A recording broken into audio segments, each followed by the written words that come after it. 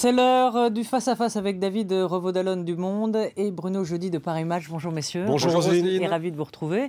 Donc on va parler des guerres du président Hollande. C'est aux éditions du Seuil et vous en êtes l'auteur, David.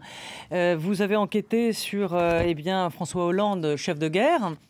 Et dans le fond, vous théorisez ce qu'on a souvent dit de François Hollande, c'est qu'il avait une vitesse d'exécution sur la politique étrangère, sur le dossier militaire, beaucoup plus forte que sur la politique française. Il tâtonne, il ne sait pas ce qu'il veut, il est dans le compromis. Là, Hollande, chef de guerre, il n'hésite pas. Oui, mais comment vous expliquez ce... D'abord, c'est un classique de la Ve République. On a toujours les mains plus libres en politique extérieure, en diplomatie, sur les affaires militaires que sur le plan de la politique nationale. C'est quelque chose qui s'est accentué avec les années. On sait que l'exécutif, et on les chronique suffisamment chaque semaine ici, sont de plus en plus impuissants sur les affaires sociales, économiques.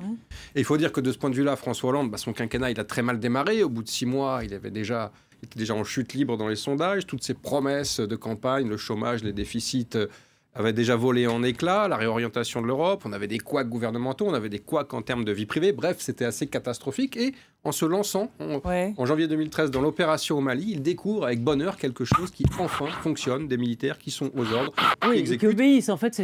Absolument, voilà. Qui obéissent. C'est le terrain où on obéit. Voilà, en matière fiscale, par exemple, les socialistes se plaignaient beaucoup de l'opposition des hauts fonctionnaires, de la direction du Trésor. On vient de le voir d'ailleurs. Alors, je vais donner la parole à Bruno, parce qu'il a lu le livre aussi, mais il y a une petite phrase que j'adore. Un de ses anciens conseillers, vous écrivez, à l'Élysée, croit déceler là un trait de caractère qui vaut sur le plan du combat politique comme sur celui de la guerre au djihadisme. Il dit « Hollande est un tueur, un très méchant de sang-froid ». Waouh, on a peur. Moi, je pense que c'est... Non, mais c'est pas le Hollande qu'on c'est-à-dire qu'Hollande, il a des dehors sympathiques, empathiques, on le voit devant la caméra, mais ça n'a jamais été quelqu'un de gentil sur le plan de la politique. Il a toujours éliminé ses adversaires, il les a laissés mourir politiquement. On l'a vu au Parti Socialiste, il s'est quand même maintenu 11 ans. C'est quand même un record dans ce qu'était la pétaudière. C'est une guerre, la tête du PS, alors C'était très clairement, depuis 2002, depuis le 21 avril, c'était une guerre civile, une guérilla entre équipes socialistes. Donc c'est quelqu'un qui, en tout cas, a le sens de la survie. Et évidemment, ça se répercute sur le plan des affaires sécuritaires. Bon, alors, écoutez, d'abord, ce livre version Homeland, écrit par David Revaud-Dallon, vaut le coup d'être lu parce que c'est vrai que c'est la démonstration, avec tout ce que David peut voir au jour le jour, puisqu'il suit le président pour le journal Le Monde, c'est au fond la transformation d'un homme qui est beaucoup plus dur à l'extérieur qu'à l'intérieur. C'est vrai que vous avez raison, à l'intérieur, pour l'instant, c'est plutôt une catastrophe, aucun résultat. Et à l'extérieur, c'est vrai qu'il a des résultats. Et ce qui est intéressant, c'est de voir qu'au fond, la politique étrangère de François Hollande, et vous l'écrivez, en tous les cas, on le voit dans les différents théâtres où la France est engagée, est assez conservatrice finalement, voire même notamment à travers le chapitre sur les faucons du président, presque on est assez proche de George Bush. On voit bien les portraits que vous dressez de Benoît Puga, qui est son chef d'état-major particulier, qui était d'ailleurs le même homme que Sarkozy, le fameux directeur de cabinet de Jean-Yves Le Drian, qui est un personnage haut en couleur et qui mérite vraiment d'être lu. Enfin, ces pages sont intéressantes parce que c'est pas des personnages évidemment de premier plan, ils sont pas connus. Donc on voit un François Hollande qui, au fond, même dans la rhétorique, vous le citiez, moi j'ai l'impression que par moments c'est un peu George Bush. Et ça passe comme ça, l'opinion française finalement fait crédit à ce président, peut-être de réussir, c'est peut-être le seul point où il a des résultats aujourd'hui. Alors le problème... Qu'est-ce qu'on y apprend dans le fond Est-ce que pour vous, François Hollande fait une politique étrangère de droite? Parce qu'au fond, c'est un peu ce qu'on voit. D'ailleurs, même il y a certains... anciens ministres socialistes qui le critiquent dans votre très clairement, dans votre tous livre. les anciens proches de François Mitterrand, conseillers, ministres, c'est le cas de Jacques Attali, d'Hubert Védrine et d'autres, sont extrêmement durs. Et Hubert Védrine explique même qu'il fait, comme Monsieur Jourdain, du néoconservatisme sans le savoir. Et d'ailleurs, on l'a vu... C'est du Bush, quoi, alors. Alors, du Bush, n'exagérons pas, mais sur toute une série de dossiers, sur le dossier du nucléaire iranien, on était bien plus dur que les Américains. Sur la Syrie, souvenez-vous, quand il s'agissait de frapper Bachar el-Assad... Moins mou qu'Obama. On a été bien plus dur que les Américains, même s'ils nous ont finalement laissé en rase campagne. Alors, cela étant dit, après, il faut en examiner les bénéfices politiques et électoraux. Très clairement, une action diplomatique, une action militaire n'a jamais fait élire ou réélire un candidat ou un président. Simplement, il y a quand même une dimension qu'il faut même en période troublée. Alors même en période troublée, après il y a le terrorisme intérieur qui est une autre question. Mais très clairement, si on a un échec, si on a une faute, si on a une erreur grave, ça peut être totalement disqualifiant. En revanche, ça n'apporte pas vraiment, je crois. Alors, juste quand même, David, d'ailleurs votre livre s'appelle « Les guerres du président ».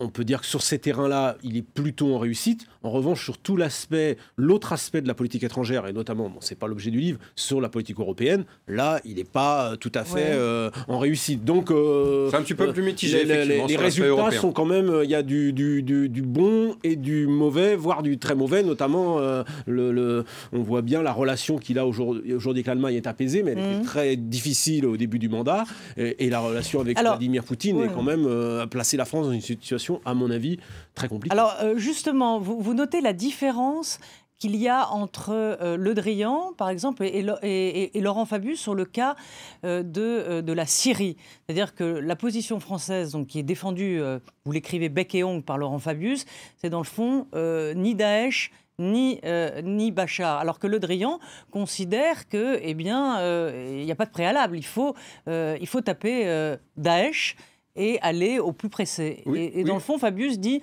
taper Daesh, c'est conforter Bachar. Alors, il y a eu là encore une conversion assez rapide, un zigzag, parce que même la politique diplomatique et militaire n'échappe pas à ces conversions, ces zigzags de dernière minute. Depuis août 2013, depuis que les frappes sur Bachar ont été annulées finalement, d'ailleurs, j'en décris tout à fait précisément le dispositif, le nombre de missiles, les cibles prévus, etc. Donc c'était quelque chose de très sérieusement avancé.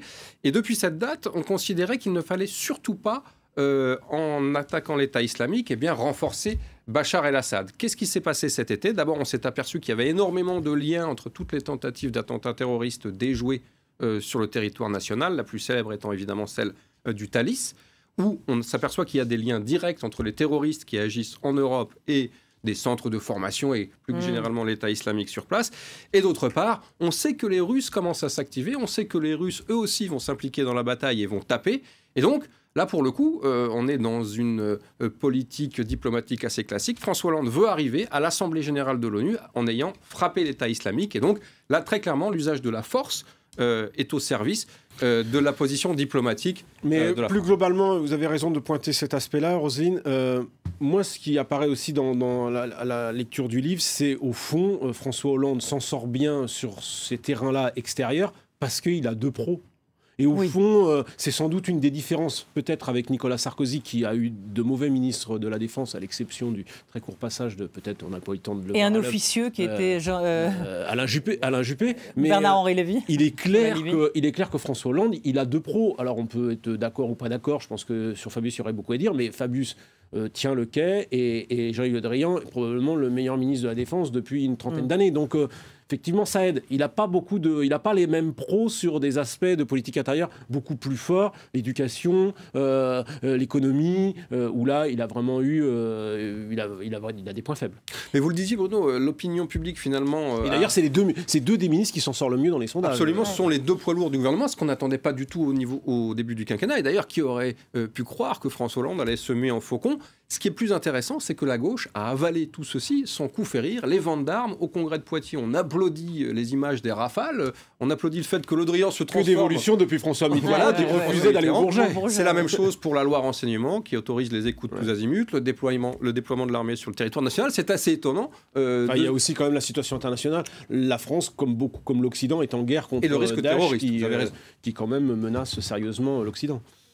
Peut-être un mot, et on va en finir là-dessus, qui rejoint dans le fond la sécurité, sur la sortie de Nicolas Sarkozy donc hier, qui fait en permanence, dans le fond, ce procès en laxisme aux socialistes. Est-ce que c'est pas un peu tiré par les cheveux en disant que l'État ne gérait plus rien en matière de sécurité ? Le délitement de l'État. Oui.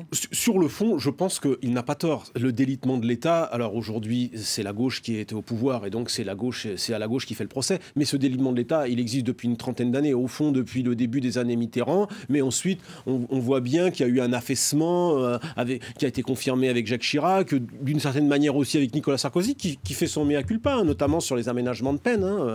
Et puis François Hollande aujourd'hui. Globalement, je pense qu'il a raison. Après, pour Nicolas Sarkozy, quand il fait toutes ses propositions et quand il fait ses attaques à répétition contre François Hollande, il souffre de failles. D'abord, il n'a pas eu non plus les résultats et lui-même en matière de politique pénale, d'ailleurs il concède des erreurs. Et puis deuxièmement, sur le terrain de la police, il y a eu évidemment la baisse des effectifs qui, pour lui, il est comptable de ça. Et même si François Hollande n'a pas rétabli totalement, comme il l'avait dit, l'embauche du même nombre de policiers perdus, c'est-à-dire 12 000, il n'en reste pas moins que pour Nicolas Sarkozy. C'est vrai que c'est un terrain où il est à l'avantage, mais il est aussi en défense par rapport à son bilan. À l'avantage, je ne suis pas tout à fait d'accord, parce qu'on a quand même un ancien ministre de l'Intérieur pendant 4 ans et demi, un ancien président, qui vient nous expliquer que finalement la sécurité ça fonctionne pas, après avoir effectivement réduit les effectifs. Ça a bien fonctionné comme ministre de l'Intérieur. Oui, enfin tout ça après tout est relatif, hein. Les chiffres, on fait toujours dire aux chiffres ce qu'on veut.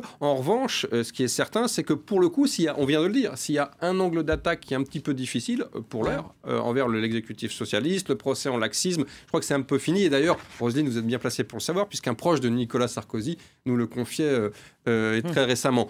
Donc je ne sais pas si c'est le meilleur terrain d'attaque, d'abord pour être crédible de la part d'un ancien ministre d'Intérieur, ancien président, qui quand même a des propositions un peu curieuses. Je pense à celle sur les autoroutes. Je pense, David, que ça l'est. Je pense que dans cette affaire, il faut voir aussi que ça l'est. Peut-être autant dans son propre camp. Alors, ça lui permet vis-à-vis de Juppé, de Fillon, de Le Maire de cranter quelque chose. De la même manière que le voyage à Moscou. De renouer avec les années de conquête du pouvoir avant 2007. Allez, on fera un débat là-dessus, mais c'est vrai que là, nous avions consacré donc, ce face-à-face aux guerres du président, donc par David Revaud-Dallon aux éditions du Seuil. Ne soyez pas jaloux, Bruno, quand vous ferez votre prochain livre. On en parlera également.